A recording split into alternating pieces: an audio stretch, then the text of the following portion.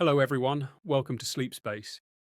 Tonight, we will talk about something deeply mysterious, something that sits at the center of your experience, yet disappears the moment you try to grasp it. We're exploring the strange and fascinating question of why you can't find the self. What neuroscience reveals about the illusion of ego. So, as you settle in, let your mind rest. There's no need to focus too hard. Just listen and allow these ideas to unfold in your imagination as you drift deeper into thought and maybe into sleep. From the moment you wake up, a silent story begins running in your mind, a story about you. It narrates what you're doing, what you like, what you want, and what you believe. It feels like there's a solid center behind your eyes, a thinker, a chooser, an observer, the self. But if you look closer, you find something unsettling, that you cannot actually be located anywhere in the brain. Neuroscientists have searched for decades for the seat of the self, a single area or structure that contains you. They've looked in the prefrontal cortex, the parietal lobe, the default mode network, but every discovery leads to the same strange conclusion. There is no single place in the brain that corresponds to an enduring self. Instead, what we call I appears to be a constantly shifting construction, a process, not a thing. One of the first hints of this came from studies of patients with brain damage. When certain areas of the parietal lobe were injured, people sometimes lost their sense of body ownership. They could see their arm, but feel as though it belonged to someone else. Other patients, when parts of the frontal cortex were damaged, lost the ability to plan or act intentionally, as though the executive of the mind had vanished. These cases suggested that the sense of self isn't stored in one location, it's distributed across multiple systems. Modern neuroscience supports this view through what's called the self-model theory of subjectivity, proposed by philosopher and neuroscientist Thomas Metzinger. He argues that your sense of being someone is not a direct perception, but an internal model, a constantly updated simulation your brain creates to represent your own body, emotions, and thoughts. This model feels real because it's transparent. You can see through it, but not see it as a model. In 2016, a large study using functional MRI scans examined the brain activity of people reflecting on their own traits, like, am I generous or am I intelligent, compared with when they thought about other people. The results showed heightened activity in the default mode network, especially in the medial prefrontal cortex and posterior cingulate cortex. These areas light up when you daydream, remember the past, imagine the future, or think about yourself. In essence, they generate the mental narrative that feels like me. But here's where things get even stranger. When neuroscientists studied experienced meditators, people who practice observing their thoughts without identifying with them, they found that activity in this network decreased. The chatter of the ego grew quiet. Many meditators report that in those moments, the sense of self simply dissolves, replaced by pure awareness, with no boundary between observer and observed. In 2011, Judson Brewer and colleagues at Yale University published a study on exactly this phenomenon. They found that during mindfulness meditation, connectivity between the posterior cingulate cortex and other areas involved in self-referential processing was reduced. It was as if the selfing mechanism temporarily went offline. This aligns with centuries of contemplative reports from Buddhist and mystical traditions that the self is not an entity, but a fleeting process arising and fading moment by moment. Yet, in everyday life, that illusion feels unbreakable. Your brain is designed to create coherence, to weave your memories, emotions, and perceptions into a single, continuous story. Without that story, the world would feel fragmented and chaotic. So the brain's predictive machinery keeps generating the same comforting fiction. This is me. I am in control. I am the one seeing, thinking, and choosing.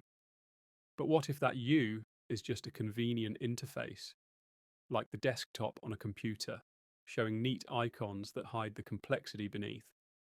You don't see the billions of computations happening inside your neurons. You just see the tidy symbol of self and assume that's who you are. When researchers study how the brain integrates sensory data, they find that perception itself is a kind of hallucination, a best guess about reality. Your brain constantly predicts what's about to happen and updates those predictions with incoming data. This predictive coding system doesn't just build the outside world, it also builds the sense of you as the one experiencing it. Anil Seth, a cognitive neuroscientist, describes consciousness as a controlled hallucination. Yourself is the most convincing part of that hallucination, the part that feels like home. But just because something feels real doesn't mean it is. So when you close your eyes and try to find yourself, the watcher behind the thoughts, you never actually locate it. You find sensations, images, memories, and words. You find a stream of consciousness that never stops moving. But the one who's supposedly behind it all is never found. Even at the neural level, time complicates things. The brain takes roughly a few hundred milliseconds to process sensory input. That means what you experience as the present is actually a constructed past, a smoothed out narrative your brain has already assembled. The you experiencing this moment is a delayed simulation. Yet somehow, through all this delay, all this illusion, life still feels immediate, intimate, and personal. The model works. The illusion, though false, is functional. It keeps you stable, motivated, and socially coherent. Tonight, as you drift into rest, consider this. If you can't find the self anywhere in the body, and it disappears under close observation, what does that say about who or what you truly are? Maybe you're not the one inside the story. Maybe you're the space in which the story unfolds. When you wake up in the morning, the sense of I returns so smoothly that you hardly notice it reconstructing itself. The mind begins narrating instantly where you are, what you need to do, what this day means for you. It feels like continuity, but in reality, it's a reboot. The self reassembles from memory, body signals, and habits of thought. Neuroscientists call this the autobiographical self, a collection of memories and concepts that your brain organizes into a single identity. Antonio Damasio, a neurologist known for his work on consciousness, distinguishes between the core self and the autobiographical self. The core self is momentary. It's the simple awareness that arises when your brain maps changes in your body. The autobiographical self, on the other hand, is the narrative you carry, the one that says, I was this yesterday and I will be that tomorrow. But even this you is an ongoing story, constantly updated as your brain integrates new experiences. This story isn't just psychological, it's biological. Every second, sensory data floods into your nervous system. Light hitting your retinas, air vibrations moving through your ears, chemical molecules stimulating your nose. Your brain fuses all of it into a seamless world.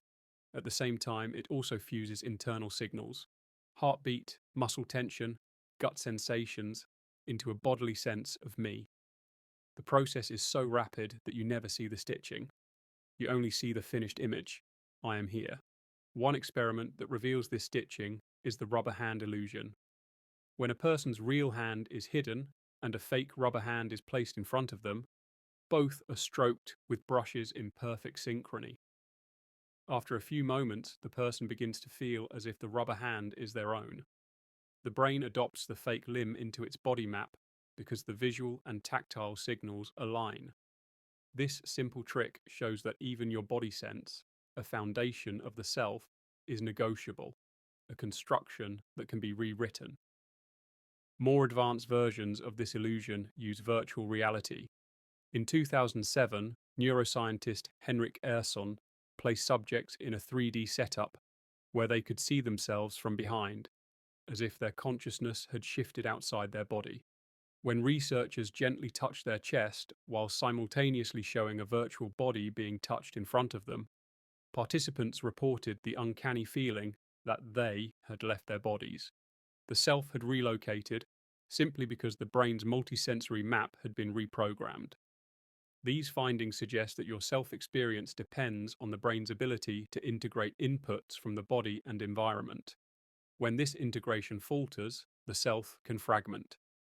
In certain psychiatric or neurological conditions, like depersonalization disorder or temporal lobe epilepsy, people describe feeling detached from themselves, as if observing their life from a distance. In some cases, brain imaging shows abnormal activity in the temporoparietal junction, a region crucial for linking visual perspective and body ownership. From an evolutionary view, this ability to model the self likely arose for survival. To navigate the world, your brain needed to predict what would happen to your body. Not just any body. Building a model of me allowed for better decisions, safer actions, and social coordination. The illusion of a unified self helped your ancestors cooperate and protect one another. But nature's goal wasn't truth, it was functionality. The brain builds models that work, not ones that are metaphysically accurate. The ego, in this sense, is like a user interface, a simplified dashboard that hides the underlying complexity. Behind that interface, your neurons don't know about you. They fire according to electrochemical rules, forming transient networks that represent goals, fears, and desires. The ego steps in afterward to claim authorship. I decided this. But in experiments on decision making, this sense of authorship appears to be delayed. In the 1980s, neuroscientist Benjamin Libet conducted a famous study measuring the readiness potential, the brain signal that appears just before a voluntary movement.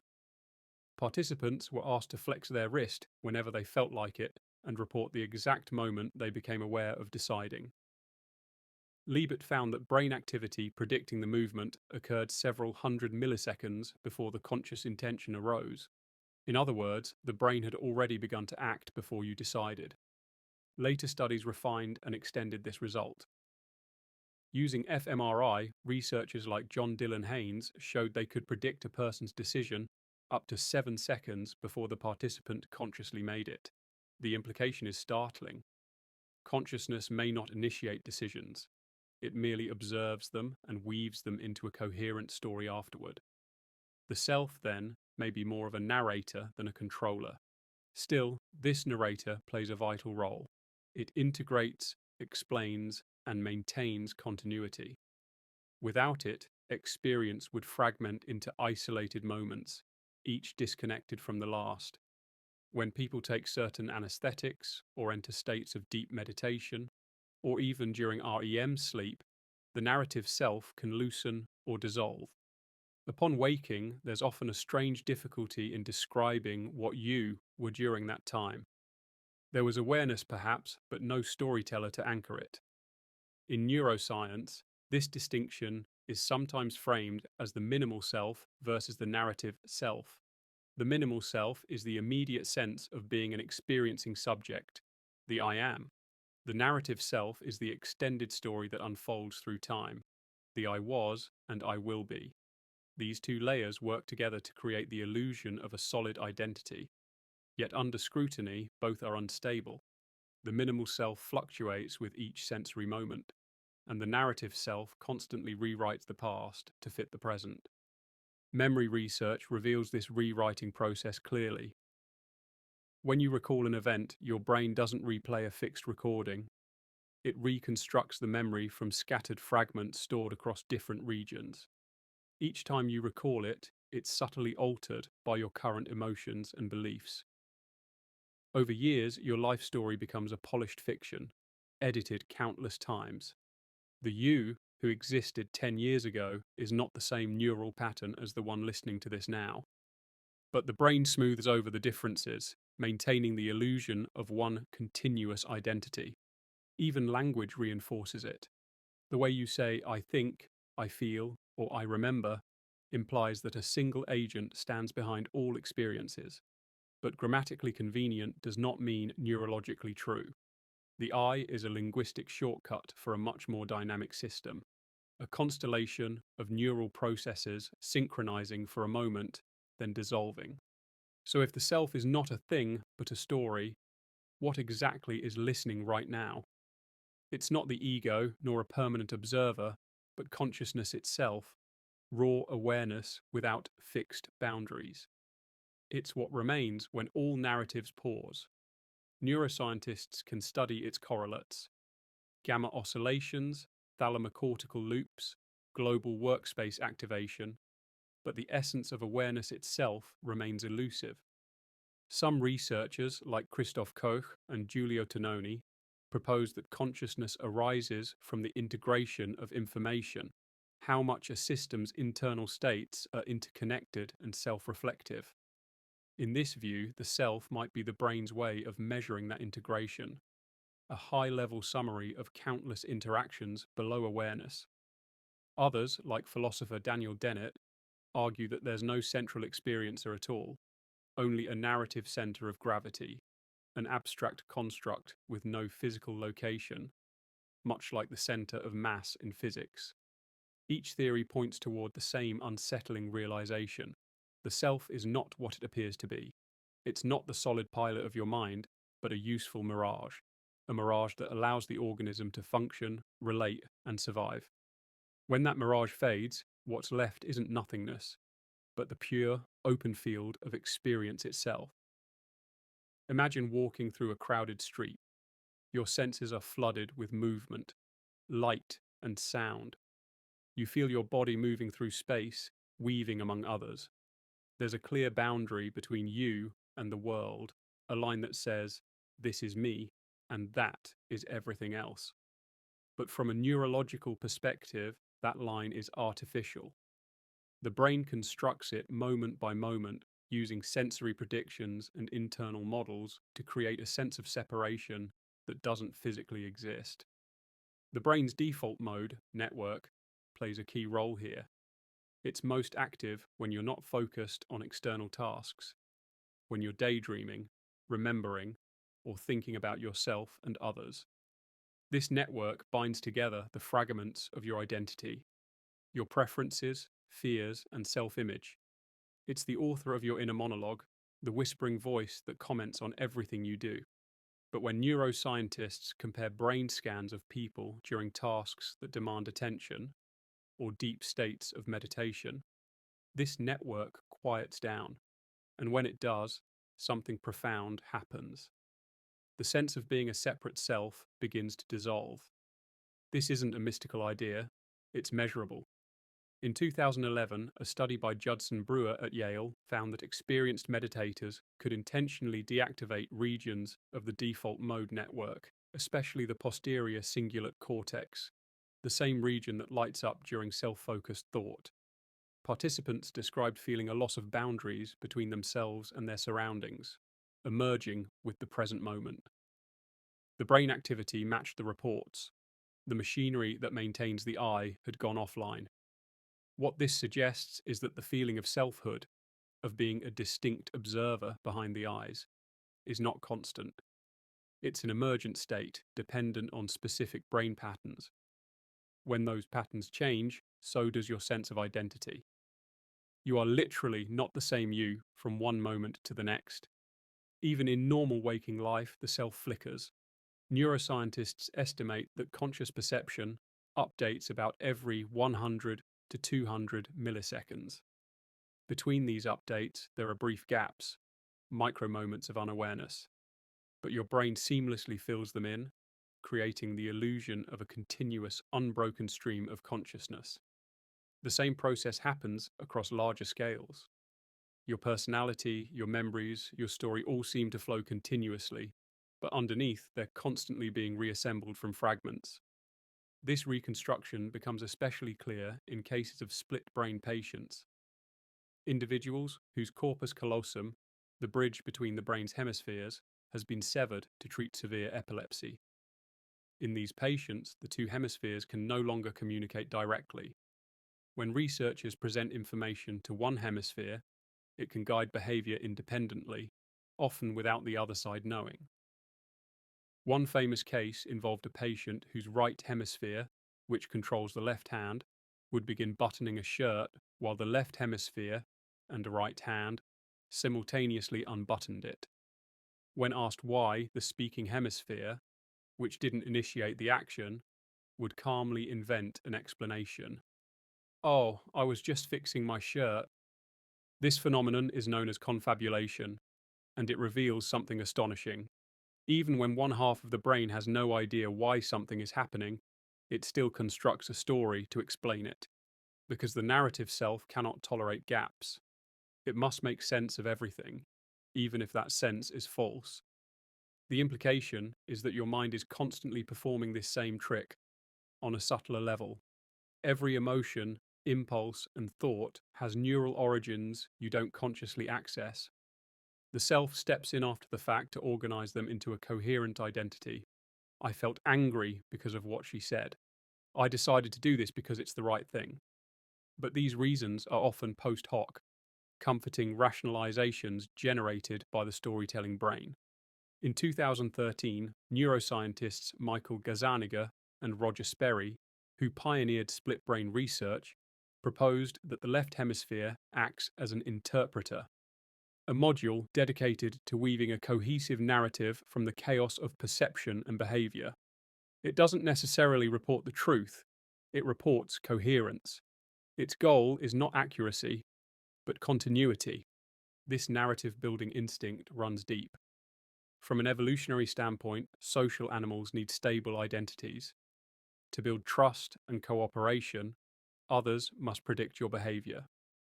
So the brain evolved to simulate a consistent self, both for external signaling and internal stability. The ego is, in a sense, a performance, a stable character your mind plays so you and others can navigate society efficiently. Yet, neuroscience shows that even this performance is porous. Studies using brain-computer interfaces have demonstrated that electrical stimulation of certain regions, such as the temporoparietal junction, can cause out-of-body experiences or distort the perception of ownership over limbs. Similarly, psychedelic research at Imperial College London found that substances like psilocybin and LSD temporarily disrupt the default mode network, correlating with reports of ego dissolution. Participants often describe these experiences as feeling connected to everything, as though the barrier between self and world has melted. Brain scans confirm that during these states, communication between brain networks becomes more fluid, less centralized, the neural counterpart of the self losing its grip. From a scientific standpoint, this is both beautiful and humbling. The ego, the center of your universe, is not a fundamental property of consciousness, but a cognitive construct.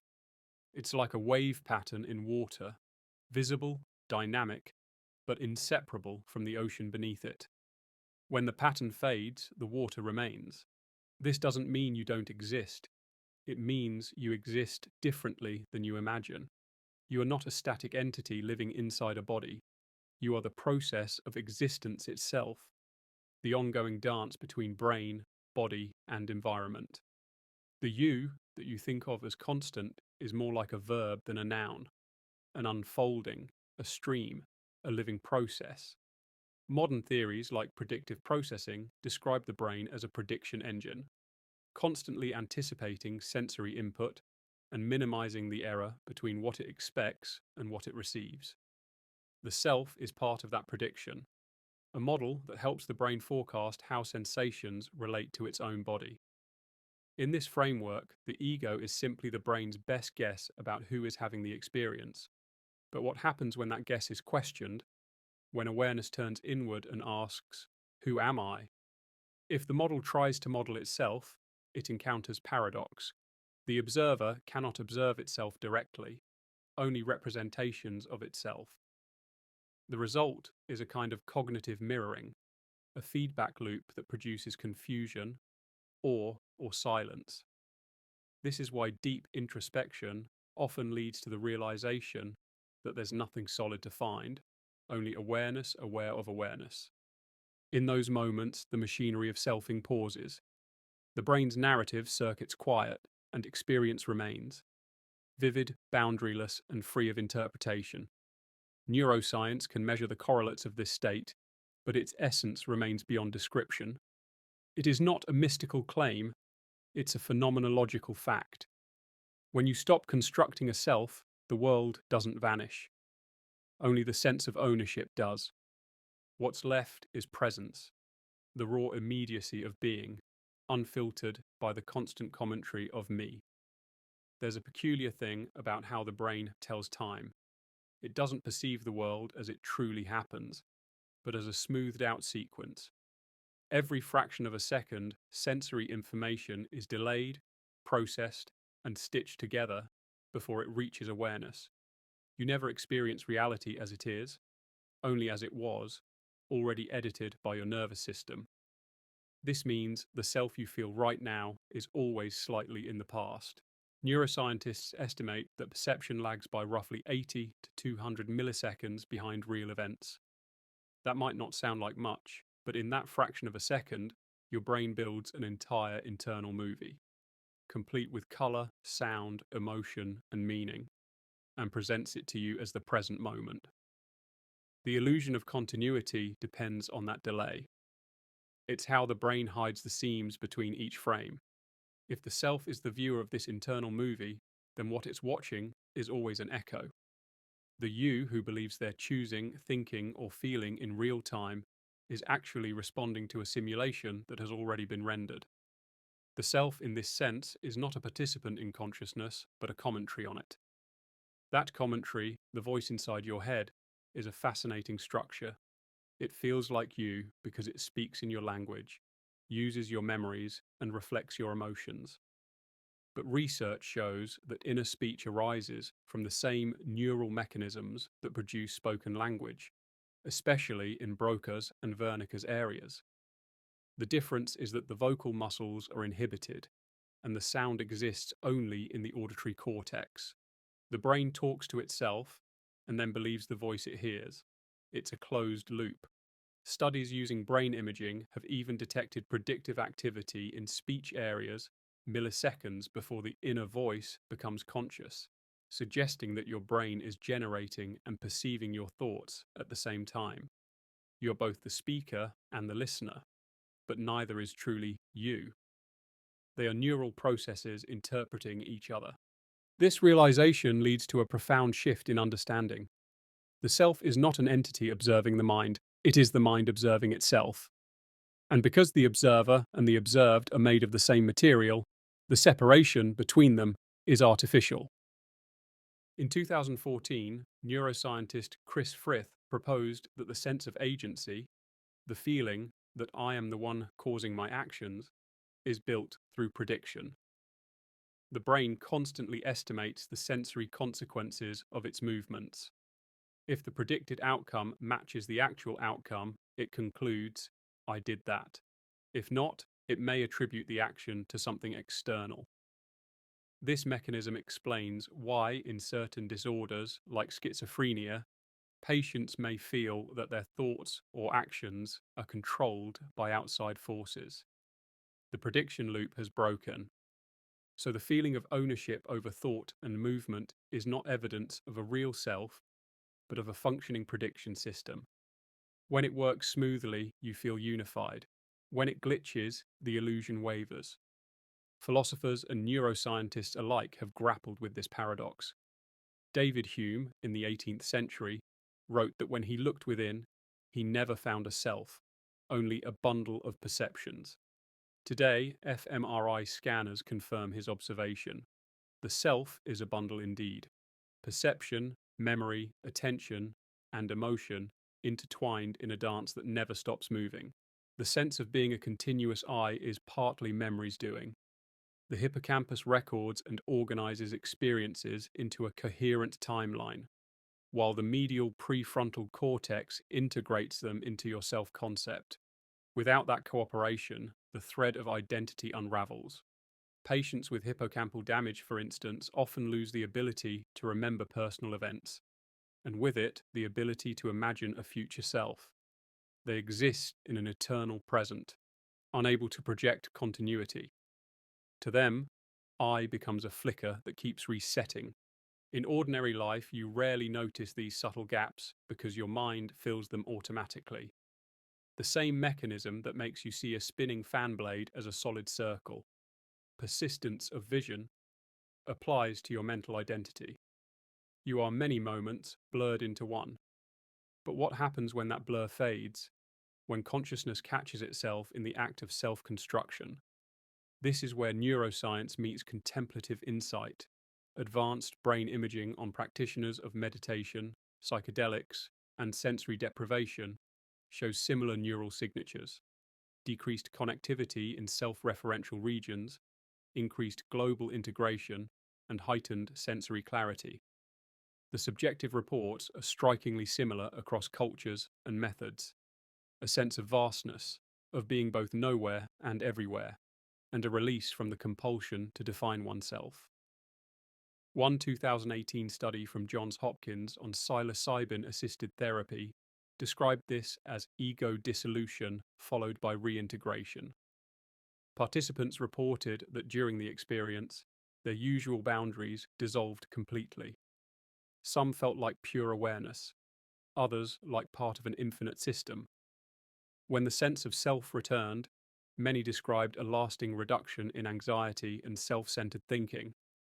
The experience of losing I seemed to reveal something deeper than identity, something more fundamental. It raises a question that science can describe but not yet answer. If the self is an illusion, why does consciousness still persist when the illusion fades? What is the field that remains when the default mode network falls silent? Neuroscience can point to synchronized brain waves, to thalamocortical feedback loops, to integrated information, but none of these fully explain the raw fact of being aware. The machinery can be mapped, but awareness itself remains ungraspable. Some scientists, like Anil Seth, frame it as a controlled hallucination, one that predicts both the world and the self within it. Others, like philosopher Thomas Metzinger, go further, arguing that no one has ever been or will ever be a self, only a self model that feels real. Metzinger calls the self a phenomenal transparent model. Because you can't see the process of modeling, you mistake it for reality. Yet if the self is a model, awareness is what sees the model. It's the stage upon which all appearances arise, not as an object, but as the condition for all objects. Neuroscience can study the actors, the lights, the sound, but the stage itself is invisible. It cannot be located in space or time, because all space and time unfold within it. You can test this for yourself in an instant. Try to observe the one who is observing. Turn attention inward, not toward thoughts or sensations, but toward the place they appear from. The moment you look, there's nothing to find, yet awareness remains. There is seeing without a seer, hearing without a hearer. Experience continues, but the I disappears. This is what mystics, philosophers, and now neuroscientists are beginning to converge upon: the realization that the self is not found because it was never there to begin with. The brain conjures it as a functional hallucination, a way for an organism to organize reality around a single point. But consciousness itself has no point. It's everywhere and nowhere. And throughout your life, you've lived under a quiet assumption that you are the thinker of your thoughts, the doer of your actions, the center of experience. It's an assumption so embedded that questioning it can feel disorienting. But neuroscience, philosophy, and introspection all point toward a startling conclusion. There is no separate thinker inside the brain. There is only thinking. Every moment, thoughts arise unbidden. A memory, a plan, a judgment, and the mind claims ownership after the fact. You don't decide what to think next any more than you decide the next sound you'll hear. It just appears. Yet the brain's interpreter module, largely centered in the left hemisphere, immediately takes credit. I thought that. This reflexive ownership maintains coherence, but hides the truth. Thoughts think themselves. Functional MRI studies reveal that spontaneous thoughts often originate in associative areas before the prefrontal cortex. The region tied decision-making even activates. The brain's default mode network generates mental content automatically, blending fragments of memory and prediction into a continuous inner stream. You are simply aware of that stream, not its author. This distinction becomes clear in meditation research. When practitioners are asked to observe their thoughts without interference, activity in the prefrontal regions linked to executive control decreases, while sensory awareness areas remain active. The experience is of thoughts arising and fading on their own, like clouds drifting through a sky that does nothing to create them. The sky in this analogy is consciousness itself, spacious, untouched, and ever present. Some neuroscientists describe this as decentering, the shift from being inside thoughts to observing them as events in awareness. Brain scans show that as this capacity strengthens, connections between the default mode network and emotion processing centers, like the amygdala, weaken. The result is less emotional reactivity and a more flexible sense of identity. When you stop identifying with the contents of consciousness, the self loses its grip. But this doesn't mean you disappear, it means the illusion of control dissolves, and what remains is a quieter kind of intelligence, one that operates without a storyteller at the helm. The mind still functions, decisions still occur, words still form, but the belief in a separate doer fades. This insight finds echoes in neuroscience experiments on motor control.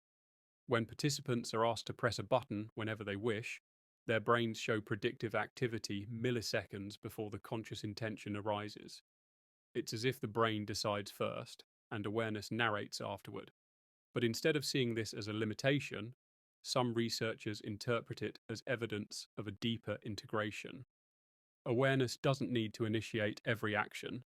It is the field in which all actions unfold. Consider this. When you're deeply absorbed in music or a creative task, you often describe it as being in the flow. In those moments, the sense of I recedes, replaced by effortless action. Musicians, athletes, and artists report this universally. The doer vanishes, and only doing remains. Neuroscientifically, flow states correspond with decreased activity in the prefrontal cortex, particularly the medial areas tied to self-monitoring. The brain quiets its inner critic and behavior becomes spontaneous, efficient, and fluid. This might be the natural state of consciousness, one of unbroken awareness and movement, temporarily obscured by the constant commentary of the ego. The ego isn't an enemy, though, it's a tool. It organizes experience, manages memory, and protects your social identity. The problem arises when the tool forgets it's a tool and begins to believe it's the master. Neuroscientist Bruce Hood, in his book The Self-Illusion, explains that the sense of self is a byproduct of the brain's need to create a unified agent from chaotic neural activity. The illusion is useful. It allows for planning, responsibility, and empathy. But it's still an illusion. Understanding this doesn't destroy the self, it liberates it from unnecessary tension. You can still use the story of me while knowing it's just that, a story. At the molecular level, there's nothing personal about your thoughts. They emerge from the electrochemical behavior of neurons and glial cells, influenced by genetics, hormones, and environment. Each thought, emotion, and impulse is a product of millions of microscopic interactions. Yet somehow, this biochemical storm gives rise to the feeling of I am. The fact that such an illusion exists is, in itself, extraordinary. When you zoom out far enough, the illusion of separateness dissolves not only within the brain, but across the cosmos. Every atom in your body was once part of a star. Every breath you take contains molecules exhaled by countless beings before you. From a physical perspective, there is no clean boundary where you end and the universe begins. The skin marks not an edge, but a membrane of exchange. The body and the environment are one continuous system, dynamically intertwined. Neuroscience reflects this same interconnection on a smaller scale. The brain doesn't merely receive information from the world, it actively constructs the world using prior knowledge and expectations. This process, called predictive coding, means perception is a dialogue between the brain and its surroundings. You don't see the world as it is, you see the world as your brain predicts it to be. In a very real sense, the observer shapes what is observed. This makes the ego illusion even more intricate. You believe you're a separate self observing an external world, but in truth, both self and world are part of the same feedback loop, the same continuous modeling process. You are the universe perceiving itself through the lens of a body and a nervous system. Some thinkers, like neuroscientist Carl Friston, describe this in terms of the free energy principle, the idea that all living systems, including the brain, strive to minimize uncertainty by updating internal models. The self may simply be the brain's organizing principle for minimizing surprise. It's not a metaphysical entity, but an adaptive algorithm. When seen this way, the search for the self becomes a search for something that never existed independently.